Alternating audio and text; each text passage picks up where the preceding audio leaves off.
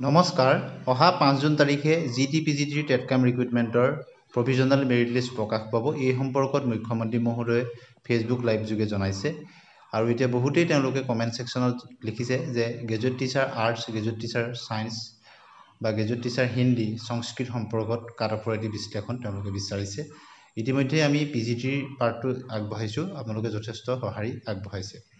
আজি আমি গ্ৰেজুৱেট টিচাৰৰ বিষয়ে আমি কাট অফ কেনেধৰণৰ হ'ব পাৰে এই সম্পৰ্কত এটি সামগ্ৰিক বিশ্লেষণ আগবঢ়াবলৈ চেষ্টা কৰিম। পলম নকৰি ভিডিঅ'টি আমি আৰম্ভ কৰিছোঁ। প্ৰথমতেই আমি আলোচনা কৰিম যে graduate teacher arts, science, mathematics, Hindi আৰু সংস্কৃত মিলাই কিমান কেণ্ডিডেট এপিয়াৰ হৈছিল। এটি পৰিসংখ্যা প্ৰকাশ পাইছিল য'ত 35,000 মান টোটেল গ্ৰেজুৱেট টিচাৰৰ ক্ষেত্ৰত পৰীক্ষাত প্ৰেজেণ্ট হৈছিল। গতিকে একচুৱেল যিটো পৰিসংখ্যা সেইটো পৰীক্ষাৰ পিছত প্ৰকাশ কৰা হৈছিল, আপোনালোকে জানে। আমি ধৰি লৈছোঁ 35,000। তাৰ ভিতৰত graduate teacher science, graduate teacher ছায়েন্সৰ 2167টা পোষ্ট আছে। গতিকে কিমান কেণ্ডিডেট এপিয়াৰ হৈছে, আমি যদি ধৰোঁ গ্ৰেজুৱেট টিচাৰ ছায়েন্সৰ 10,000ৰ ভিতৰত আছে বুলি আমি ধৰিম। 10,000ৰ ভিতৰত ছায়েন্সৰ কেণ্ডিডেট আছে বুলি আমি ধৰি লৈছোঁ, কিয়নো একচুৱেল পৰিসংখ্যাটো কোনেও ক'ব নোৱাৰে।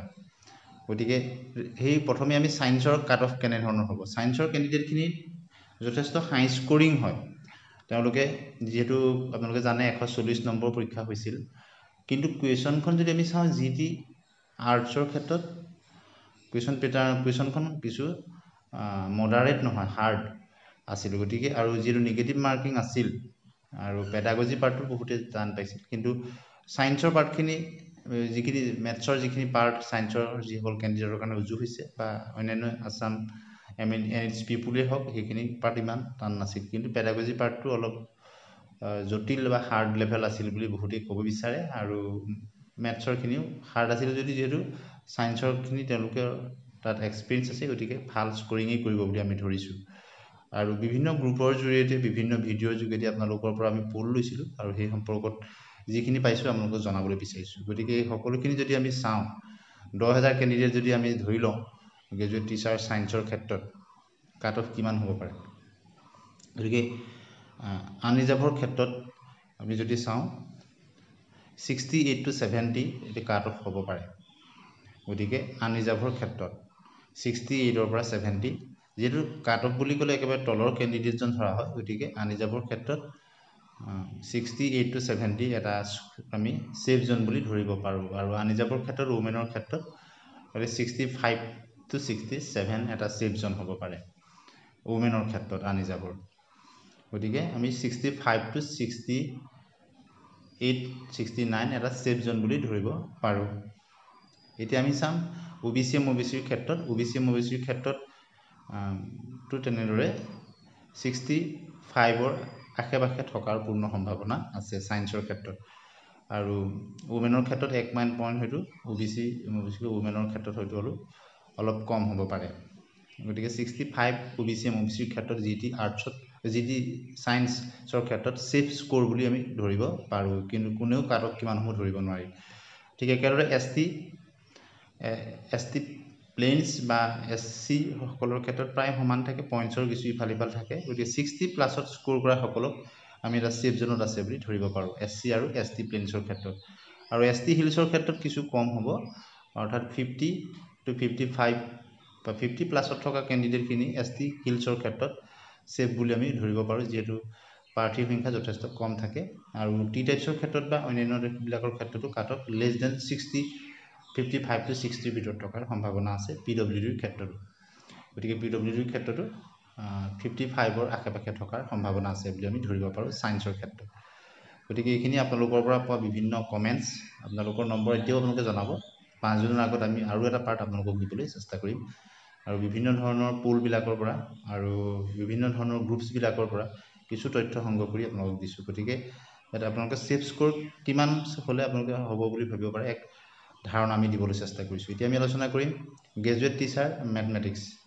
এইবাৰ সুকীয়াকৈ দিয়া হৈছে মেথছত, যিহেতু মেজৰ লাগিব। 1766টা পোষ্ট আছে। আৰু কেণ্ডিডেট কিমান হ'ব, আমি যদি কেণ্ডিডেট যদি চাওঁ 2500ৰ পৰা 3000 কেণ্ডিডেট আছে বুলি আমি ধৰিব পাৰিম মেক্সিমাম।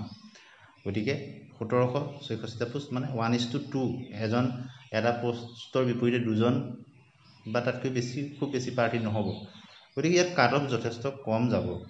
বহুতেই ধাৰণাটো কৰিছেই, তথাপিতো কিমান কম যাব পাৰে। মেথছৰ ক্ষেত্ৰত কিন্তু যিসকল কেণ্ডিডেট তেওঁলোকে প্ৰাৰ্থী কম হ'লেও তেওঁলোকে কিন্তু স্ক'ৰিং কৰিব পাৰে।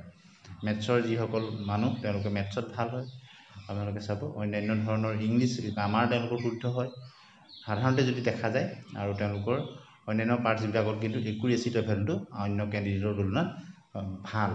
গতিকে মেথছৰ ক্ষেত্ৰত যদিও বা কম্পিটিশ্যনটো কম হ'ব, তথাপিতো কিন্তু কাট অফ ইমান কম নাযাব, যিহেতু হাই স্ক'ৰিং হ'ব। তথাপিতো কাট অফ বুলি ক'লে একেবাৰে তলৰ প্ৰাৰ্থীজনলৈ হিচাপ হ'ব। সেই হিচাপত যদি আমি চাওঁ, আনৰিজাৰ্ভৰ ক্ষেত্ৰত 60 এটা ছেফ জ'ন বুলি আমি ধৰিব পাৰোঁ। ঠিক একেদৰে OBC MOBCৰ ক্ষেত্ৰত 56 to 58 হ'ব পাৰে।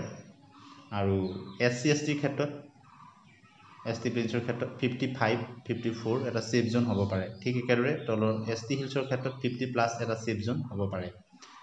আমি আৰু T টাইপছৰ ক্ষেত্ৰতো তেনেদৰে 55ৰ তলত থকাখিনি ছেফ জ'নত আছে বুলি ধৰিব পাৰোঁ। আমি এতিয়া চাম গ্ৰেজুৱেট টিচাৰ আৰ্টছৰ ক্ষেত্ৰত বহু কেণ্ডিডেট ইয়াত আছে। গতিকে গ্ৰেজুৱেট টিচাৰ আৰ্টছৰ ক্ষেত্ৰত যদি আমি প্ৰায় 20,000 মান কেণ্ডিডেট আছে বুলি আমি ধৰোঁ, তথাপি 20,000ৰ ওপৰত যদি কেণ্ডিডেট আছে, গতিকে 20,000 কেণ্ডিডেটৰ ভিতৰত ধৰি লৈছোঁ আমি 20,000 বা 20ৰ পৰা 25,000 কেণ্ডিডেট আছে বা 20,000ৰ ওপৰত আছে বুলি আমি ধৰি লওঁ। গ্ৰেজুৱেট টিচাৰ আৰ্টছৰ ক্ষেত্ৰত 3,426টা পোষ্ট। গতিকে কেনেধৰণৰ হ'ব পাৰে কাট অফ? গতিকে বহুতেই ভাবিছে কাট অফ হাই হ'ব, কিন্তু আমি যিটো পৰিসংখ্যা আপোনালোকক দিব বিচাৰিছোঁ যে ইয়াত আপোনালোকে চাব, বহুতেই ইয়াৰ মাজত থকা কেণ্ডিডেট তেওঁলোকে PGDত পাব, আৰু ইয়াত অভাৰলেপিং নহয়। PGDত যদি তেওঁলোকে পাই যায়, তেওঁলোক আৰ্টছৰ পৰা GT আৰ্টছৰ পৰা তেওঁলোকৰ নাম কৰ্তন হ'ব। আৰু বহুখিনি কথা PGD পোৱাসকল ইয়াৰ পৰা বাদ পৰি যাব। হাই স্ক'ৰিং বহুতেই দুইটাতে পাব, কিন্তু PGDটো যিহেতু তেওঁলোকে চিলেক্ট কৰিব, সেই হিচাপত GT আৰ্টছত কাট অফ কেনেধৰণৰ হ'ব পাৰে। গতিকে আমি যদি চাওঁ আনৰিজাৰ্ভৰ ক্ষেত্ৰত 3,426টা পোষ্টৰ ক্ষেত্ৰত 63 to 65 এটা ছেফ জ'ন হ'ব পাৰে। 65 ধৰি লওক আপোনালোকে। ওমেনৰ ক্ষেত্ৰত আনৰিজাৰ্ভত 63 মানুহ হ'ব পাৰে।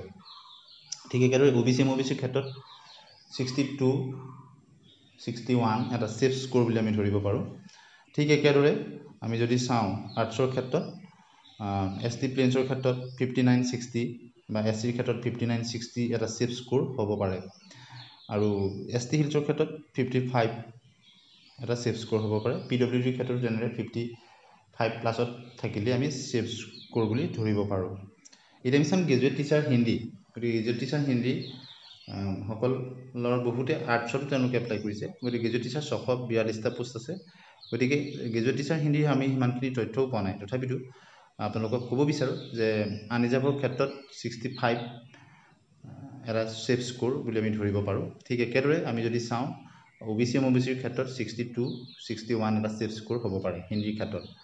আৰু ঠিক একেদৰে ST প্লেইনছ বা SCৰ ক্ষেত্ৰত 5960 এটা ছেফ স্ক'ৰ হ'ব পাৰে।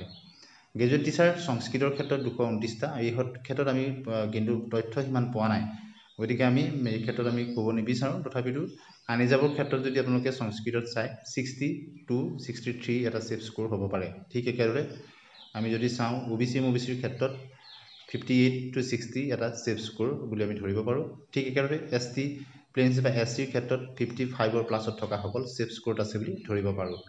গতিকে ইতিমধ্যে যিহেতু 5 তাৰিখে ইয়াৰ তথ্য প্ৰকাশেই পাব প্ৰভিজনেল মেৰিট লিষ্ট, এই সময়ত আপোনালোকে টেলি কৰি চাব। আপোনালোকে আমি যিটো পৰিসংখ্যা দিছোঁ তাৰ লগত আমি কিছু কমকৈহে ধৰিছোঁ। গতিকে আপোনালোকে +-2কে ধৰিব।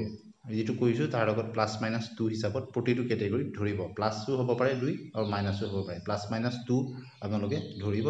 আৰু বহুখিনি আমি ৰিকেলকুলেট কৰি পৰিসংখ্যাখিনি আমি চাইছোঁ।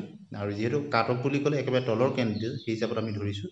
আৰু সেই হিচাপত আপোনালোকে +-2 ধৰি পৰিসংখ্যাটো আপোনালোকে মিলাই চাব আপোনালোকে নম্বৰ কিমান পাইছে। আৰু ইতিমধ্যে যিহেতু 5 তাৰিখে আপোনালোকে গমেই পাব প্ৰভিজনেল মেৰিট লিষ্ট প্ৰকাশ পাব, গতিকে ইমান চিন্তাৰ কাৰণ নাই। আমাৰ হাতত যিখিনি তথ্য আছিলে তাৰ ভিতৰত বহুতেই কমেণ্ট ছেকশ্যনত গ্ৰেজুৱেট টিচাৰ আৰ্টছৰ কাৰণে এটি বিশ্লেষণ দিব কৰিছিলে। আমি সেইকাৰণে আপোনালোকৰ কিছু তথ্য সংগ্ৰহ কৰি আপোনালোকলৈ এই ভিডিঅ'টি আগবঢ়াই দিলোঁ। আপোনালোকে আপোনালোকৰ মতামত কমেণ্ট ছেকশ্যনত জনাব। আৰু শেষত আমি কৈছোঁ যে +-2 আপোনালোকে ধৰিব। প্ৰতিটো কেটেগৰীৰ ক্ষেত্ৰত আপোনালোকে +-2 ধৰি পেলাই চাব। গতিকে 5 তাৰিখে যিহেতু ফাইনেল মেৰিট লিষ্ট প্ৰকাশেই পাব, গতিকে তাৰ আগত আপোনালোকৰ কাৰণে এটি বিশ্লেষণ আগবঢ়ালোঁ। আপোনালোকে আপোনালোকৰ মতামত কমেণ্ট ছেকশ্যনত জনাব। ইয়াক কাট অফ বুলি নধৰি এক বিশ্লেষণ বুলিহে ধৰিব।